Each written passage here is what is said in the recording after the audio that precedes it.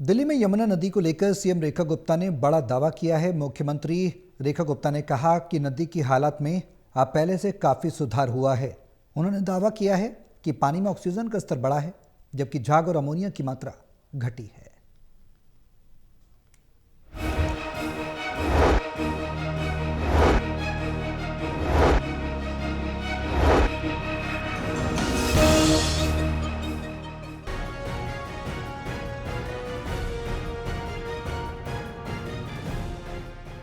दिल्ली की मुख्यमंत्री रेखा गुप्ता ने यमुना नदी की सफाई को लेकर विपक्ष के आरोपों को झूठा और भ्रामक बताया। उन्होंने आज दिल्ली की कालिंदी कुंज घाट का दौरा किया।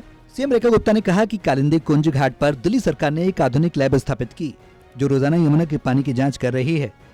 इन जांचों से साफ हुआ है कि पिछले कुछ महीनों में नदी की स्थिति में बड़ा सुधार आया है। सीएम रेखा गुप्ता ने कहा कि सरकार के लगातार प्रयासों से यमुना में अब ऑक्सीजन का स्तर 4.75 तक पहुंच गया। झाग और अमोनिया में भारी कमी आई है।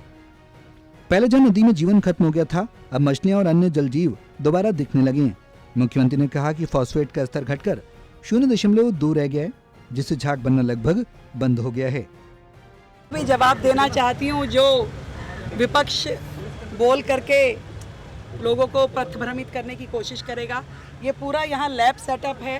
पानी की क्वालिटी को लगातार जांचा जा रहा है और हमें खुशी है कि आज दिल्ली में यमुना जी जो बह रही है उसके अंदर ऑक्सीजन लेवल जो है वो 4.75 है, यानी कि कोई भी प्रकार का जल जीव उसमें जीवित रह सकता है, जो कि एक समय पे माइनस में होता था। एक मच्छर भी उसमें पल नहीं सकता था। इस तरह का जल का आपका ऑक्सीजन लेवल होता था और इसके अलावा अमोनिया भी अब बहुत कम है।